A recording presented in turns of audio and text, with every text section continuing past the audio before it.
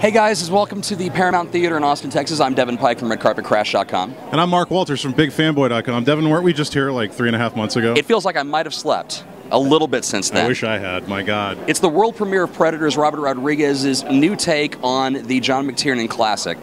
Nimrod Antal directing, Adrian Brody starring, Elizabeth Avalon producing. And they're all going to be here on the red carpet tonight. Every one of them. Well, that's what they tell us. Do you think they wouldn't lie to us, would they? I don't think so. Hopefully not. We drove all the way from Dallas for this, so hopefully they told make us it sound like it was a really long trip. Yeah, well, with you. Yeah, thanks. But no, it's. I think it's going to be great. You know, Robert Rodriguez is kind of a slice of Austin, so it's always nice to see him have a world premiere of a big movie like this right here in the Lone Star State. And we've got all of the action for that red carpet right here. Watch this. All right, listen up. Everybody do a shell count. Excuse me, I'm just, what the hell is going on here? You're being hunted.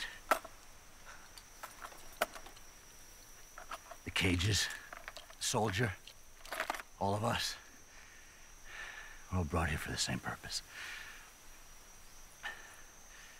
This planet is a game preserve. And we're the game. Was there any one planetary badass that, as you're writing it, going, man, I'd love to get in and write this person's full story and have them be a focus? It's funny you say that because Robert always said that, you know, with each character, he wanted to get to a place where you could do a graphic novel or a spin-off movie about that character. Oh, very much so. And there were all sorts of ideas, you know, tossed around.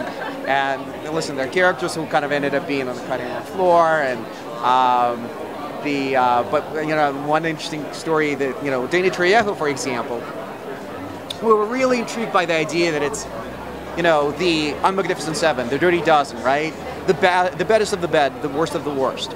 So we start talking about who the worst of the worst is, and at the same time, Robert was doing the Machete movie. Like, Danny Trejo, he's been in every Robert movie. We got to put Machete in this movie. How cool is this Machete versus Predator? For Robert, to his credit, was like, well, what if we don't get Danny Trejo? So you got to write a different character. So, which is why he's not calling him Machete. His name is Cuchillo in the movie, which everybody knows is Spanish for knife.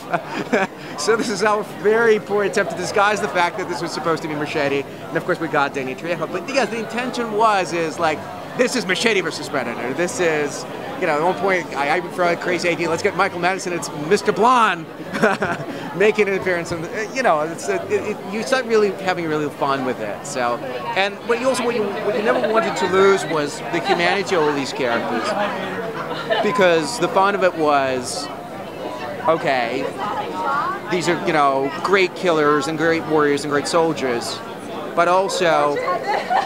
And this is another way how we wanted to delineate ourselves from the original is, the original was a band of brothers. There were friends, there were comrades, there was trust, there was connection, there was past history. These are outsiders, these are mavericks, these are predators themselves in their own right, all brought together here. And what was interesting to us is that the danger to the group lies only not, you know, outside the group, but also within the group itself. And here it's just finding kind of stories within the group of survival, bringing out the best in us and the worst, of bad men being pitted against something worse, of not only search for survival, but a search for redemption. Awesome. Phenomenal job. Thank you very much, and welcome to the world premiere. Thank you. A really iconic cast with both the original Predator in '87 and also a diverse cast with Predators as well. Tell me a little bit about the casting process and when you were looking to fill the roles and going to some people that you wouldn't expect in these roles. Yeah, well, that was the original idea. I mean, I've been doing that for a while, just casting really terrific actors in genre pictures. It just elevates the project. People end up really loving the movie for just reasons beyond just even the story and the script, because it just takes on a new life. You know, George Clooney in a vampire movie, or, you know, Antonio Banderas in a shoot 'em up. Bruce Willis in a comic book movie like Sin City. It just really elevates everything. So that was the first thing we zeroed in on. And when Adrian Brody expressed interest, you know, you have an Oscar-winning actor wanting to be in a Predator movie, you go, all right, we'll go that route. When you're working on a project that's very near and dear to your heart, how hard is it to sit back and let your director, Nimrod Antal, actually, you know, pull the strings and call the shots on something that you've been germinating for a decade? It was pretty cool, because I didn't really come up with Predator. I mean, I didn't invent him, so it's not like one of my other projects where it was my own baby. I was really making it from a fan point of view, so I was doing what would be best for the movie and for the fans, and I wasn't able to direct anyway. I was directing something else.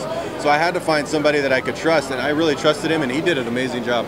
You've got two different camps that you have to try to appease on this. Not only the camp of people who grew up loving the John McTiernan original from '87, but also the people who love Robert Rodriguez's films and they know that you're in the helm for this. How much pressure is on you as you're going through the shoot going, man, I've got so many masters on this to get past? I mean, it was clearly something that was very intimidating, but I'm not going to allow intimidation to stop me from pursuing something that I was so fond of. And you know, the funny thing is when I mean, the character itself obviously is someone or something held held in a certain regard, and I think that that was the biggest challenge, making certain that I stay faithful to what made it so great, or try to recreate at least what made it so great, but at the same time try to do something that would stand on its own and be an original film. Robert also was someone who I was a big fan of coming in. He was one of the reasons I jumped at the opportunity to make the film, and it was interesting because he was always very gracious, he was always very warm and always there for me when I needed his help, but he was also, being a filmmaker, I think he understood that you have to give a young guy his freedom to let him move, and he did that, and I'm very grateful because I wouldn't be here if it wasn't for Robert. So really diverse cast, like the original, a lot of people who you wouldn't expect in certain roles. Adrien Brody raised a lot of eyebrows when he was cast as the lead for this as a mercenary. When you're working with him, and Adrien has a really big passion for the project as well, was it hard to get him to couch his passion back and get into the role, or is it just Adrien Brody being the consummate professional? Well, Adrian's an outstanding actor who has won an Oscar, who has worked with some of the greatest filmmakers ever. So kissed Halle Berry, like kissed Halle Berry.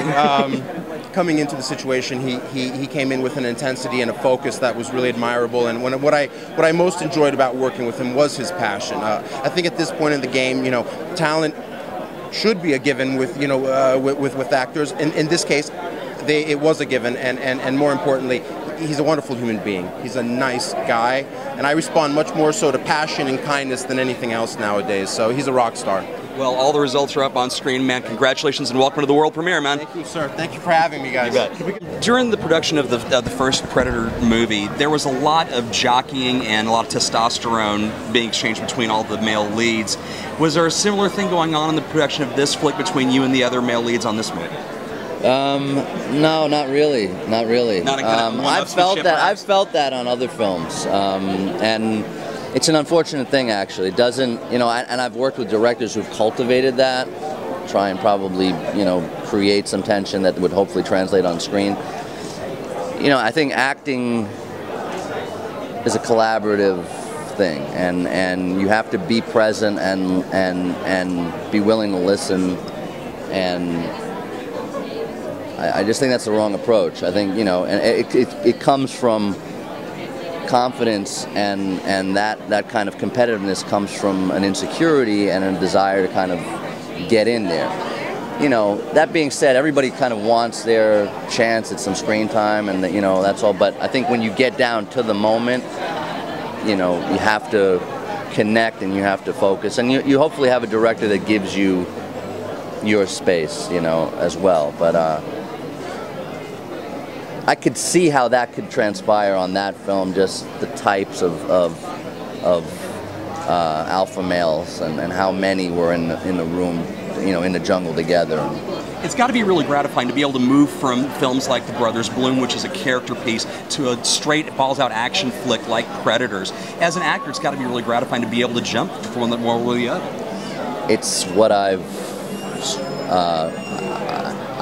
tried to do this and have been relatively successful at that my entire career. I've made a very conscious decision to approach every job and find something that has something new for me, that is challenging, that is unpredictable, not only for the audience but for myself, so that there is the unknown there, that there are elements that are very different. I mean, I was 25 pounds less on the previous role from this film, and I had a very short window to do it. I had to kick into such a ferocious training schedule and diet that was so strict, and maintain that throughout the entire shoot, of shooting 14-hour days, not eating what everybody else was eating, be very, very disciplined with that. And you know, I kind of, you know, it is a challenge, it is difficult, but I love that. I love that it's not easy. It shouldn't be, and it should be surprising. I was surprised at the transformation that I was able to make. Well, not a lot of actors can do it, and you did it with aplomb. Thank you very much for joining us, and welcome to the world premiere. Thank you.